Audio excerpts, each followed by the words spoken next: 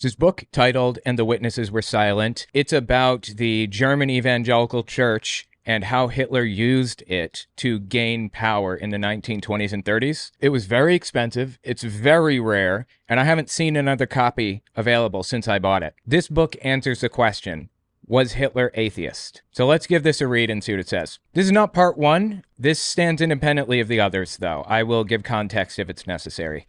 This is chapter 4. Gutachten and Synodal Resolutions. I apologize for my pronunciation. I do my best. At the 24th of August Provincial Synod in Berlin, the opposition group led by Berlin pastor Gerhard Jacobi was unable to prevent the adoption of the state Aryan guidelines for church officials. It's relying a little bit on the idea that you've seen at least some of this before, but at this moment in history, the evangelical church, it was like a federation of churches, 28 different districts, and they were different denominations, but extremely similar.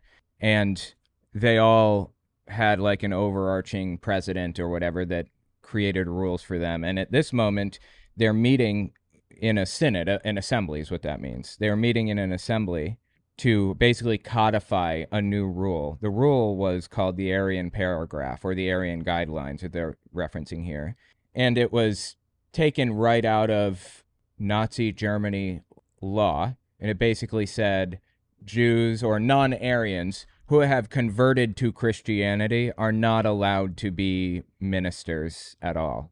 There's a lot of outrage because people say, if you come to Jesus, it doesn't matter what race you are. That was kind of the conflict between their beliefs and the new rules. So they convene a synod on August 24th, 1933, I believe. And there's an opposition group led by Berlin pastor Gerhard Jacobi. Berlin pastor Gerhard Jacobi was unable to prevent the adoption of the state Aryan guidelines for church officials. Oh, no, I guess he was against Hitler. Interesting. This set the stage for the events of the Prussian General Synod. Prussia was another region in the area that kind of belonged to Germany. Previously, its own empire. I think it was a state at the time that this stuff was happening, a German state. Set the stage for the events of the Prussian General Synod, which convened in Berlin on 5th and 6th of September, 1933. After a tumultuous vote, this brown synod, quote-unquote, many of the delegates wore their brown SA uniforms, passed the law concerning the legal status of the clergy and civil servants in the church. The Aryan paragraph is what that's called. Wow, interesting. So the paragraph was called Legal Status of the Clergy and Civil Servants in the Church. They mentioned the Brown Synod there. This is the only place I have ever heard mention of the Brown Synod. I looked it up, and I found another mention on Wikipedia that references this, and I found one other mention of it on some no-name website. That's it. But the SA is it was the official name for the brown shirts. And if you don't know the brown shirts, they were it was a roving group of like paramilitary, like the Proud Boys, basically, who supported Hitler and did whatever he needed. He didn't even ask them. They just roughed up his political opponents, stormed into like trade union meetings and things, whatever it took to get him elected, pretty much. So they call themselves the Brown Synod, the Brown Religious Assembly, because they had brown shirts, brown uniforms. They were full-blown Hitler supporters, is the point. So after a tumultuous vote, after a difficult vote, the Brown Synod passed the law, the Aryan paragraph. This law excluded from church office every minister and civil servant of non-Aryan extraction, or who is married to a person of non-Aryan extraction. Non-Aryan extraction, quote-unquote, was defined according to the provisions of the Reich laws. So non-Aryan extraction was defined by the state. This is church and state melding right now. I haven't talked about it at length, about the problem with church and state melding, but I am opposed to church and state being connected to each other at all. And that's kind of come in conflict with the idea that the churches should have stood up and argued. But the real problem isn't that the churches didn't oppose Hitler. The real problem, in my mind, is twofold. One, they kept switching back and forth. They support him, they don't support him. They support church and state separation, they don't support church and state separation.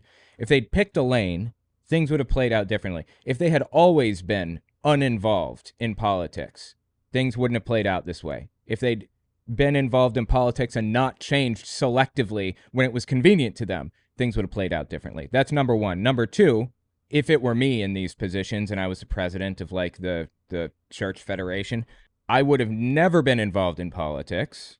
They ran entire towns at the time, and I would have supported human rights. Not in a political sense. I just would have said everybody's child of God. Everybody has the right to life and to blah, blah, blah, whatever. That's what I would have done, and that would have at least dissuaded people from going toward the Nazi cause. They couldn't be a member of my church and simultaneously believe that some people are inferior to others. I just wouldn't have allowed that. That's not a political statement. That's a philosophical, religious statement. Or it could be. Anyway, let's keep reading. At the Brown Synod, the church's general superintendents decided not to dismiss people already in office. So if they were Jewish who had converted to Christianity and they were already pastors, they weren't going to dismiss them. But they voted to refrain from employing non-Aryans or those who married non-Aryans. So if you have a kid, say you're Jewish, you get married to a woman, you two have a kid, and she's a Catholic or whatever. Say she's Lutheran, and you raise the kid Lutheran, she's Lutheran, and you convert to Lutheranism. Then that kid has a kid. Now your grandchild, right? That kid has a kid with another Lutheran all the way down the chain. That your kid and your kid's kid could not be involved in the church in any way, according to the Aryan paragraph, because you have a drop of Jewish blood in you, even if you're not Jewish. That's the issue here. Nobody in the entire family could be involved because they're married to Jews. They have Jewish family members, parents, or sibling, or whatever. So it says, the Brown Synod, the church's general superintendents decided not to dismiss people already in office, but voted to refrain from employing non-Aryans or those married to non-Aryans in the future. When Westphalian Church President Karl Koch rose to read a dissent on behalf of the opposition group Gospel in Church, he was literally shouted down at this synod, at this meeting. With that, Koch and his group left the hall. As a result, none of the Gospel in Church members was named a delegate to the National Synod in Wittenberg on September 27th. So think about the strategy that was just employed. The Brown Synod, Hitler's most ardent supporters in the church, in the church leadership. Anytime somebody even lightly opposed to Hitler's rules or to the Aryan paragraph or whatever, anytime they got up there to speak, they were shouted down. They were not allowed to voice their opinions because the Brown Synod wouldn't shut their mouths and let them talk. Do these strategies sound familiar at all? And since they can't speak, they feel humiliated, they feel ashamed, they feel like they've just, somebody punched them in the face. Hell, maybe people do punch them in the face because that happened a lot. Brown shirts punch people all the time in these situations. So they leave because they don't want anything to do with that. And they lose their right to get delegates put in on their behalf. Now, the only people that control it are Hitler supporters because of that. Truthfully, though, almost nobody supported Jews. Basically, 17 pastors out of 18,000. 17. Not 17,000, 17. One of whom was Dietrich Bonhoeffer. They supported Jews. 2,000 of the 18,000 or so supported allowing non-Aryan church members to be involved in ministry in some way, like being an organist or being a pastor or whatever. And the other 16,000 pastors, over 40 million people or so, were indifferent or in support of the Aryan paragraph in church law. The radical opposition, Bonhoeffer, Hermann Sass, and Martin Niemöller, could have become resigned and retreated into private exile. Instead, their struggle really began, although differences of opinion about strategy remained. Niemöller was the head of what's called the Confessing Church, and I've talked about this in the previous part, so I'm not going to go over it again, but the Confessing Church was opposed to the Aryan paragraph, not opposed to Hitler. A lot of them were actually in favor of Hitler. They were opposed to banning non-Aryans from having a part in ministry, and Niemöller was the head of it. Bonhoeffer was number 2. It mentions Martin Niemöller here. He voted for the Nazi Party in 1924, 1928, and 1933. So when this is playing out here, he had just voted for the Nazis 6 months earlier, this guy had. Niemöller's dissent was not about not hating Jews. That's not what the confessing church was about at all. It was about the idea that if you, no matter who you are, you can come to Jesus and he'll accept you. Bonhoeffer viewed the Aryan paragraph as a signal for a church schism. This conviction, shared by his friend Franz Hildebrandt, that the battle line should be drawn among the front marked by the Aryan paragraph, won little support from the other dissents, led by Jacobi and Niemöller. This group asked, was such a stand worthwhile? Since the Reformation, Jewish or half-Jewish dissent had been established among 63 pastors in Germany. 63 pastors in Germany out of 18,000 were Jewish or half-Jewish. 37 of those pastors were alive in 1933. 29 were in office and 8 had retired. Thus, the Aryan paragraph applied to fewer than 2% of the nearly 18,000 Protestant pastors in Germany. Of the aforementioned 29 pastors, 17 belonged to the regional Old Prussian Union Church. Of these, 11 already held office before August 1st, 1914, or had been soldiers during World War I, which means that it wouldn't apply to them if they were soldiers, because the Aryan paragraph added that exemption. If you're a patriot, then you can remain part of it, basically. That would ultimately be undone, obviously, but that was the exception when it was written. Because of the exceptions that applied to these 11 men, the Aryan paragraph applied to 6 clergy in the Old Prussian Union Church. Those married to non-Aryan women were not included in these numbers.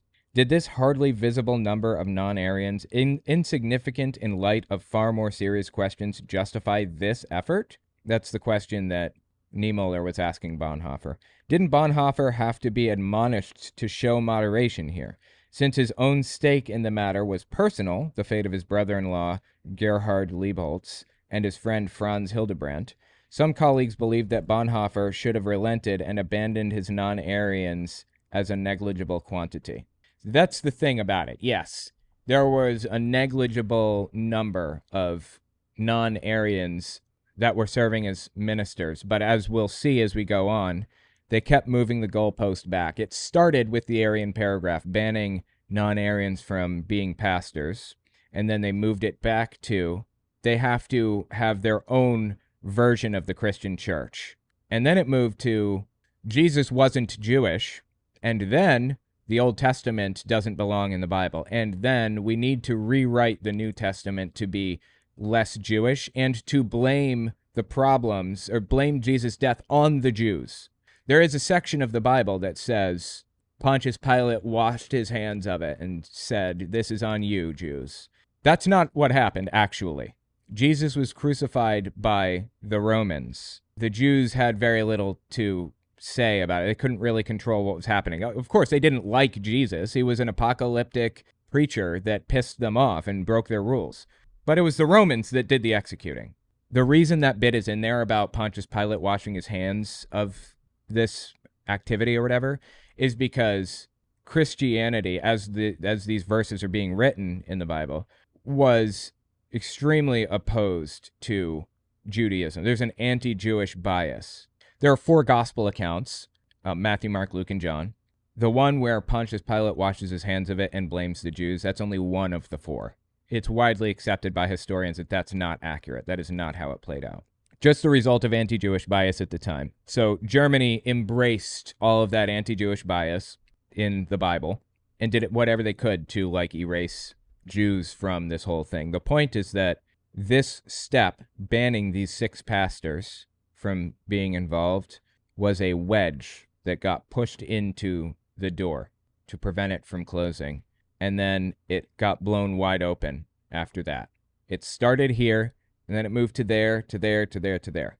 If they don't stop it here, it's just going to get worse, and that is exactly what happened. It says here, Niemöller was arguing with Bonhoeffer that it's not worth it.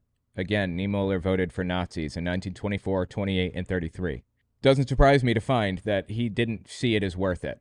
The leader of the confessing church, the leader of the opposition to the Aryan paragraph or to discrimination of Christian Jews in the German Evangelical Church, the leader, didn't believe in any of this. But Bonhoeffer saw through the game being played. The state had never required the introduction of an Aryan paragraph in the church. Yeah, this is 100% because they wanted to. That's it.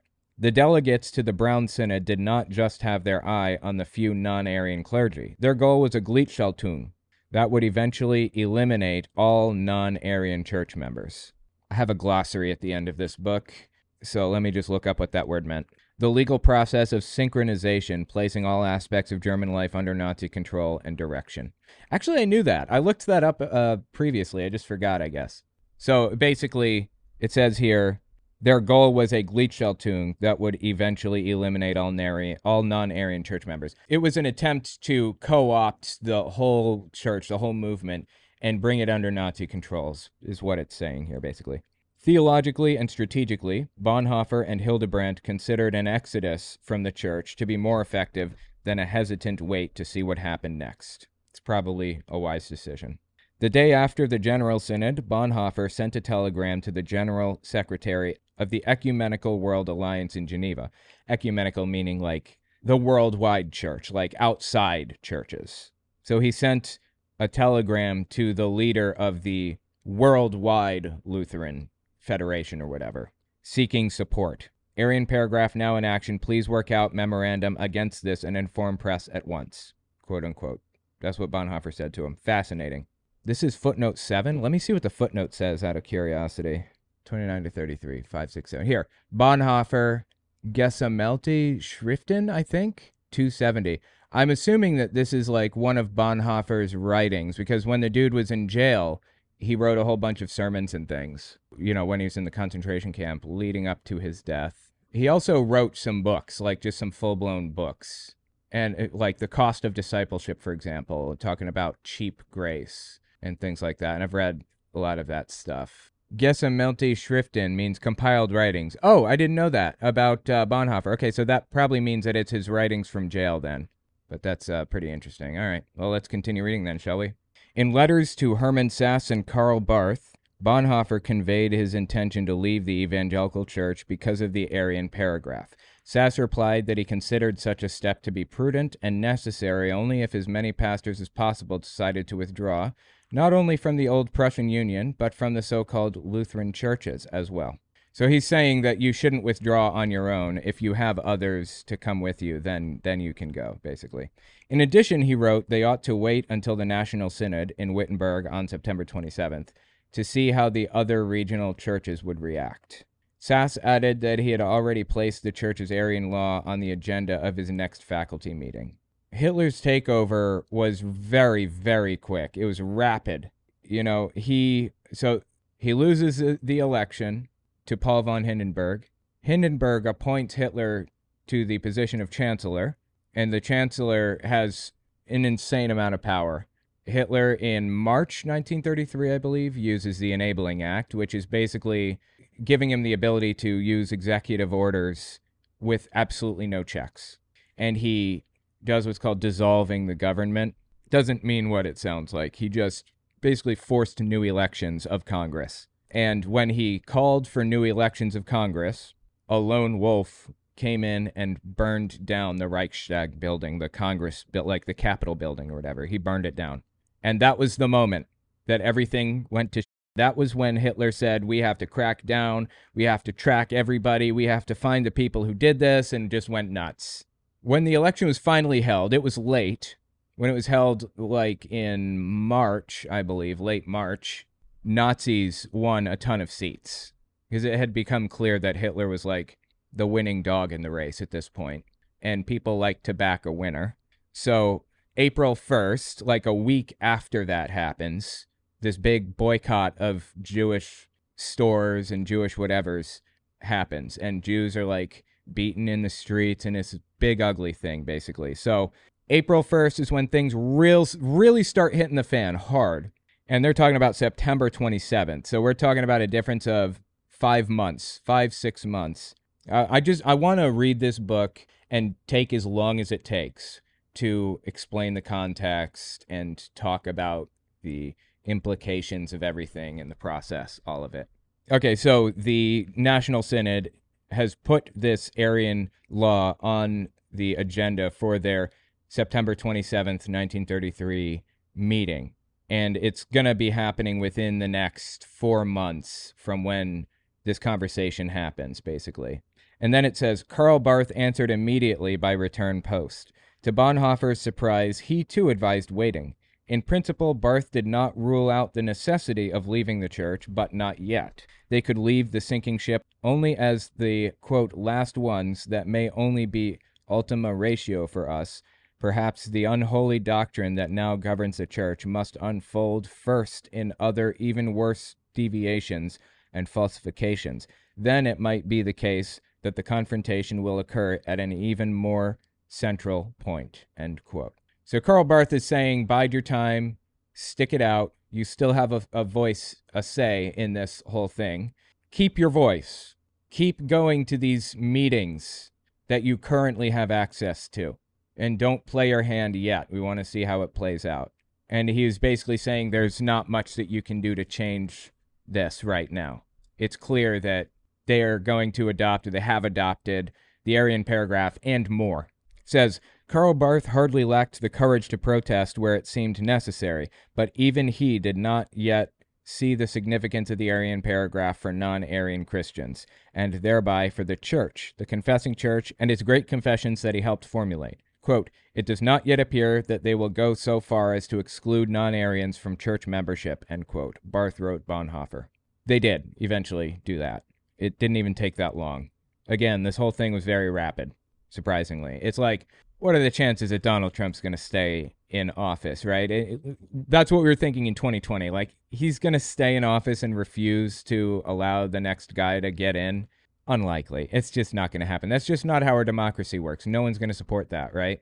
That's probably what they were thinking at the time, but nothing happens until it does. You know, the Soviet Union was a juggernaut. It wasn't going to end until it did.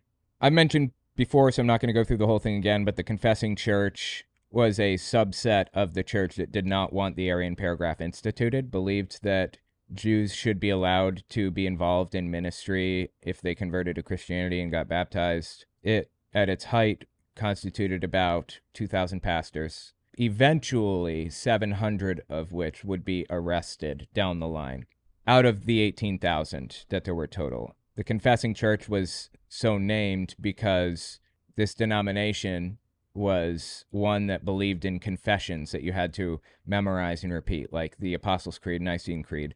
And they believed that the Aryan paragraph violated the confession that basically says anybody can come to Jesus as long as they accept him and whatever. No one is too inferior to come to Jesus. That's the bottom line behind it. Nonetheless, in the first issue of Theological Existence Today, Barth acknowledged if the German Evangelical Church were to exclude the Jewish Christians or treat them as second-class Christians, it would have ceased to be a Christian church. Interesting. So, Karl Barth, who was apparently part of, like, the leadership in the ecumenical church, so the outside, the national church, not just the German church. Karl Barth, being one of the leaders in it, basically said we need to wait, sit on this, and see if they do any other, like, heretical things. And despite him telling that to Bonhoeffer, he said in a release of the first issue of his periodical or whatever, Karl Barth said, if the Evangelical Church of Germany decides to exclude Jewish Christians or treat them as second-class citizens or second-class Christians, then they're not Christian anymore. He's basically drawing that line and saying, if you do this, the Aryan paragraph, you're no longer part of this. We're excommunicating you. We're cutting you out. You are on your own from that point forward. Interesting. You know, being part of a conference, the way that these people were, is extremely beneficial.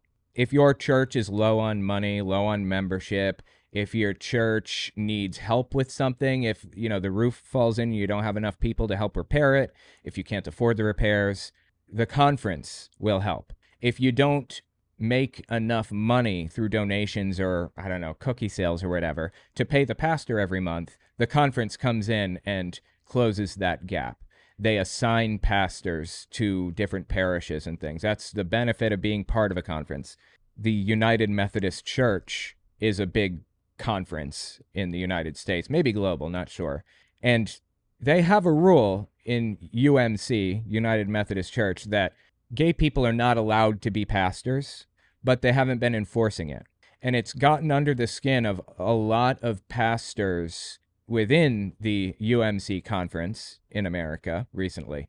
So, in retaliation, they paid out to leave the conference because a lot of the time conference pays for their buildings and they pay their pastors and everything. So, these churches owe a ton of money to the conference if they want to exit the conference. They have to purchase the church and everything from them. And that's what happened. About 20% of the United Methodist Church conference broke off in the past, I don't know, in the 2020s, basically. They broke off, bought their way out, and created a new one called the Global Methodist Church, which is anti-gay and enforces that rule. So it's not easy to exit a conference. Ecumenical churches, like overarching conferences, have a lot of power. And Karl Barth is over top of that and said, you're not Christians anymore if you do this. Interesting. Barth expected the enemy to penetrate the church's territory at another, even more central point, where it would be important to protest and confess. I think I agree with Barth, actually. Bonhoeffer has no chance here of changing it. He's not going to erase the Aryan paragraph. It's just not happening, right? He did what he could. He protested, he put out leaflets, and tried to garner popular support, and it just didn't work. So that's like the end of the line. What else are you going to do? Act as a sleeper agent in the church and wait to see what happens next. That's the advice I would give Bonhoeffer also at this point. There came a point in time in Germany in maybe the late 33, early 34, that it was not possible to speak out against Hitler. It wasn't. You would be denounced by the people around you publicly, and those denouncements go to the Gestapo, like the FBI, basically. And the Gestapo investigates every single case. And if you say something critical about Hitler or about the regime or whatever, you go to a concentration camp. You're arrested. You're put into forced labor, slave labor, basically. So I don't blame Bonhoeffer for keeping his mouth shut at a certain point, although I don't think he even did that at any point. I don't blame members of the German Evangelical Church for eventually keeping their mouths shut and just going with the flow, because their protests wouldn't have done anything at a certain point. But when they could, when it counted, they didn't say a word because they agreed with it. So Barth expected the enemy to penetrate the church's territory at another, even more central point, where it would be important to protest and confess. But he did not believe that the church already stood at that point where action was required. Quote, later we will have no need to regret a highly active, polemical wait even here, end quote. He wrote Bonhoeffer, quote, it will be worth it if we resolve under no circumstances to think tactically, but as much as we're capable to think spiritually, end quote. I'm not sure what this means. I think, is he saying that we shouldn't be thinking tactically, or is he saying we should be thinking tactically, but think spiritually when it's possible? I guess that's what it means. I totally agree with Barth here. In addition to sending his telegram to Geneva, Bonhoeffer worked with Martin Niemöller on a new declaration. After collecting other signatures, they sent the statement to Bodelschwing for further distribution. So I guess they worked on a new declaration that they wanted, like, submitted into the new church confession or whatever, right? And they gave it to Bodelschwing, which, if you remember, we talked about him previously. Pastor Fritz von Bodelschwing was the guy's name, director of the Bethel institutions, Bethel being one of the cities, one of the districts within the church. So he was the director of this church district, basically, over all of the institutions within the Bethel district. And he was fighting Bonhoeffer, trying to institute the Aryan paragraph against Bonhoeffer's wishes. So Bonhoeffer and Martin Niemöller both wrote a new declaration and sent it to Bodelschwing for further distribution. Here's what their message said. 1. According to the confession of our church, the church's teachers are bound only by the rules governing vocations. So they're bound only by rules about being a pastor, not about your race. One of the angles that the extremists tried to take was by arguing that Just as a mentally disabled person can't be a pastor, Jews can't either because they are effectively mentally disabled. That was like the argument they were providing. And Niemöller and Bonhoeffer argue here, well, they create this new statement that says that they can only be bound by the rules governing being a pastor, not by like an Aryan paragraph or whatever. The Aryan paragraph of the New Church Civil Service Statute creates a law that contradicts this fundamental confessional principle. It proclaims as church law a situation that is unjust according to the confession, thereby violating the confession. 2. There can be no doubt that the ordained clergy, who were affected by the civil service law, continue to possess the full right freely to proclaim the word and administer the sacraments in the Evangelical Church of the Old Prussian Union, which stands upon the Reformation confessions as long as they are not deprived of the rights of the spiritual office by formal procedure. Oh my God, that was like wordy and confusing as hell. Let me just think about what that said. There can be no doubt that non-Aryan pastors continue to possess the right to minister and provide communion. There can be no doubt that non-Aryans can do that in the Evangelical Church of the Old Prussian Union, which I think is where most of these non-Aryan pastors were, which stands upon the Reformation confessions. Reformation was one of the denominations in the area, as long as they are not deprived of the right of the spiritual office by a formal procedure. So there has to be like a formal process of determining that they are like mentally unfit to do the job effectively.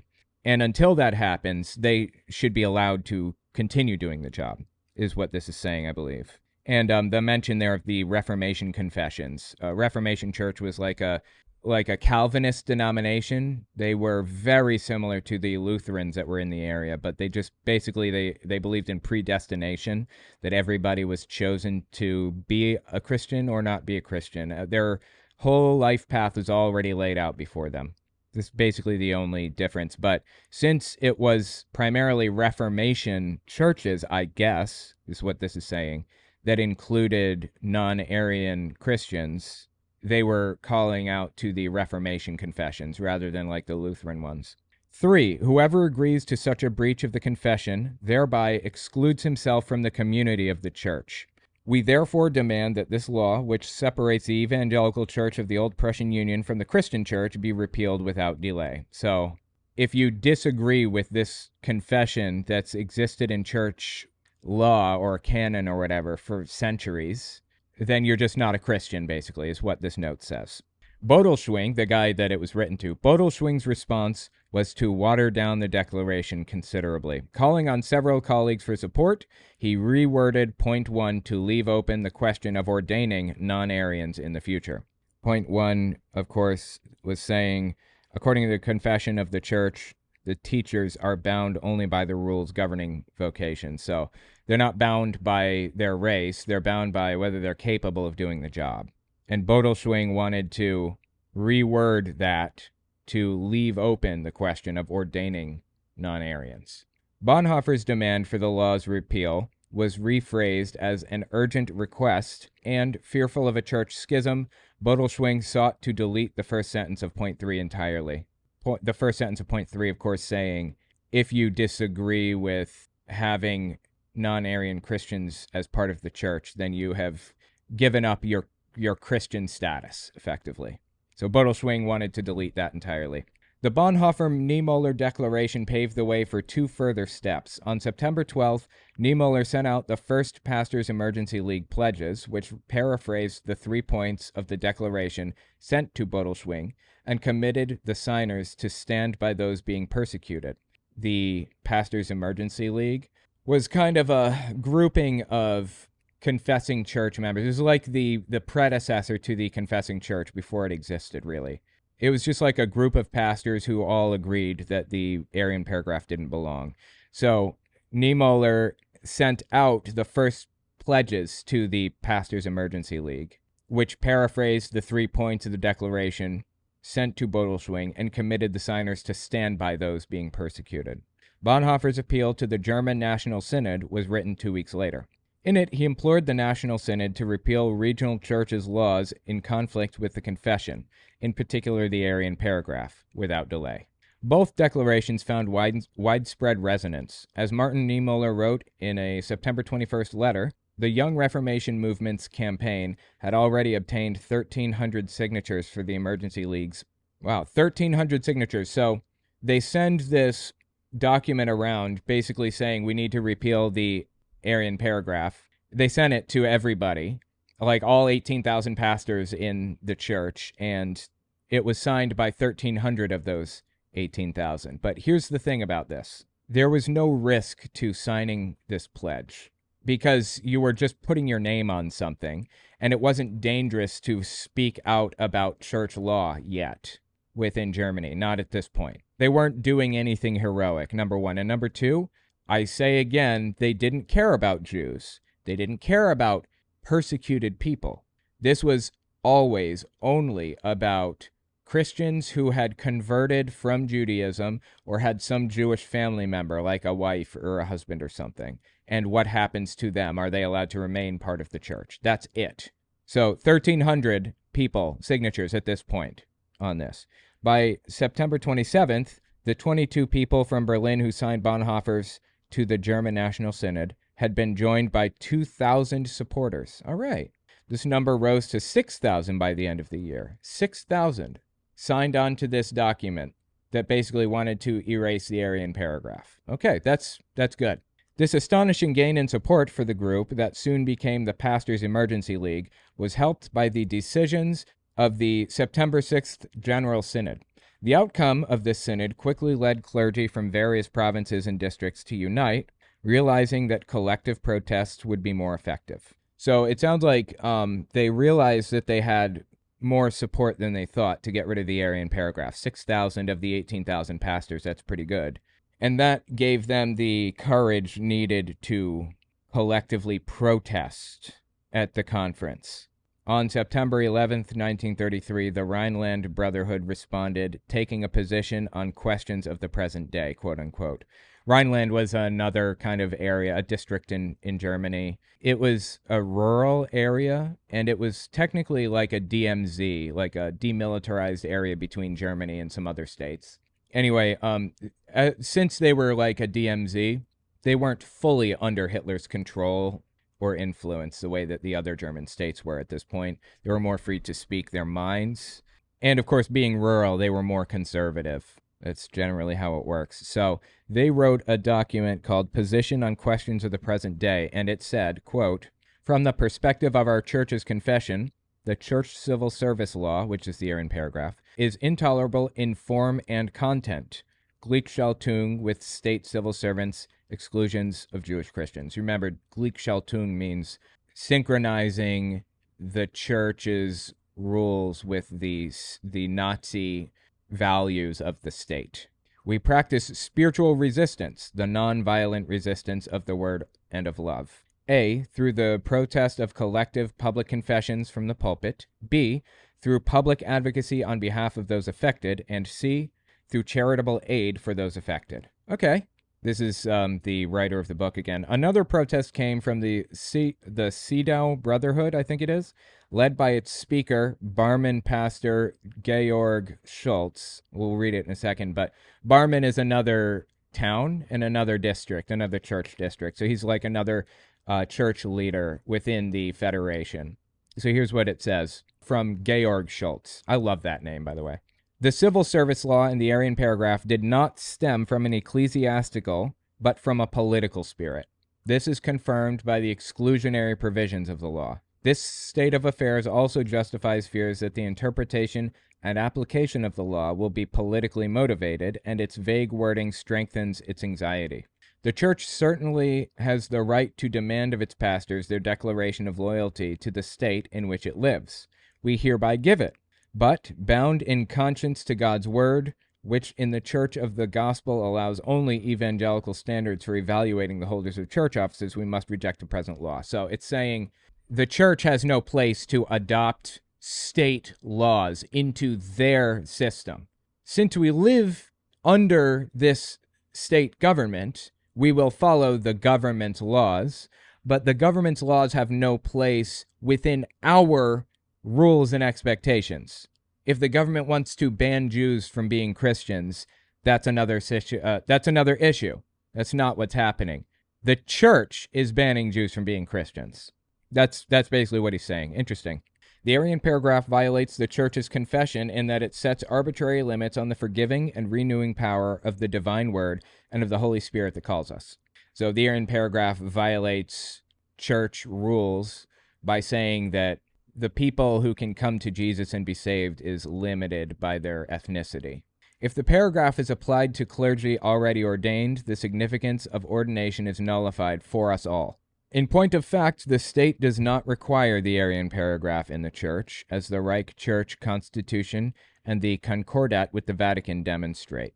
Right? A Concordat is an agreement between the Catholic Church and some other group. It's like a treaty, basically, since the Vatican is technically like its own state or whatever.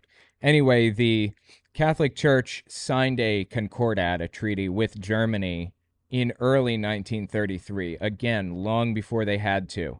Like when this Aryan paragraph is being adopted into the German Evangelical Church, the Catholic Church is signaling support for Hitler. And here were the stipulations of the Catholic Concordat. I don't think the book gets into this. I got this from a different source. Hitler was threatening Catholics, Catholicism, bishops, the Pope, lightly, not with violence, but just saying, if you don't do this, then I'm going to do that. You know, I'm not going to allow you to continue like running Catholic schools, for example, if you don't work with me. Again, no violence implied here because it wasn't at that point yet. And in response, Pacelli was this guy's name. He was the guy that was directly under the Pope. The Pope at this moment was Pope Pius XI. It was a taken name. That's not even his name. He picked it. So Pope Pius XI instructs Pacelli to work with Hitler and write this Concordat. So he did.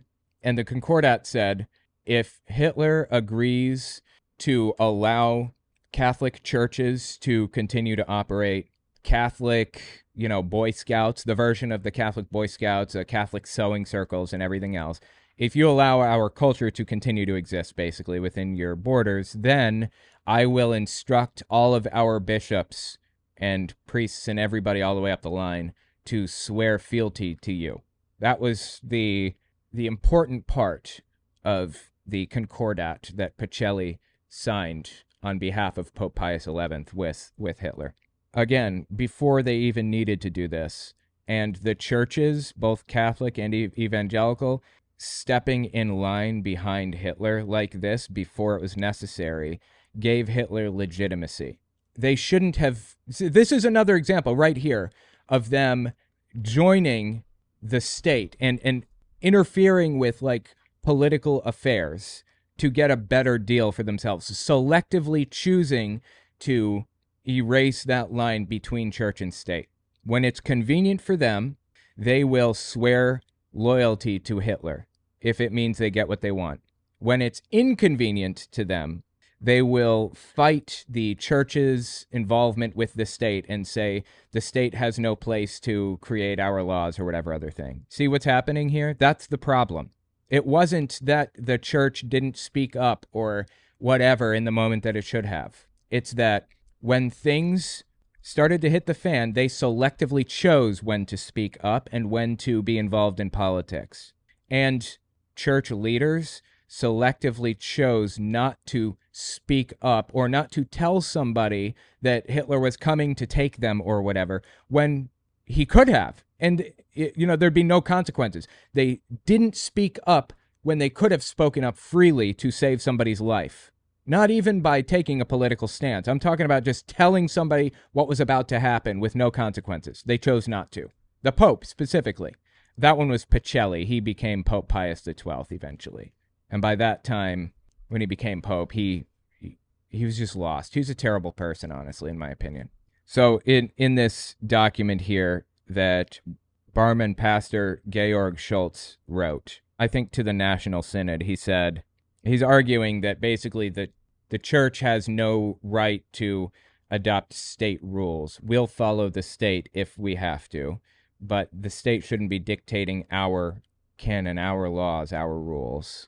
And he says, if the paragraph is applied to clergy already ordained, the significance of ordination is nullified for us all. In point of fact, the state does not require the Aryan paragraph in the Church, as the Reich Church Constitution and the Concordat with the Vatican demonstrate. Existing state and church laws already offer sufficient protection against alien control of pastoral and civil service in the Church. Therefore, we demand the withdrawal of the paragraph, and we will reject all measures pertinent to its enforcement. This guy seems pretty legit, pretty on point, too legit to quit, one might say. Once again, they're choosing selectively when to back off of politics and when to get involved. Back to the book. The statement from the Rhineland Brotherhood promised full involvement on behalf of those persecuted. In contrast, the Sidau resolution, for all its confessional enthusiasm, showed a certain reserve toward those threatened by the Aryan paragraph. Concern for their plight was secondary to the danger of alien control, which the state had averted. So, again, they didn't care about Jews. They cared about outside control. And tell me what you think about it in the comments. This is so fascinating. I'm glad I got a copy of this book. It's a shame it's so hard to find. But yeah, tell me what your thoughts are on this.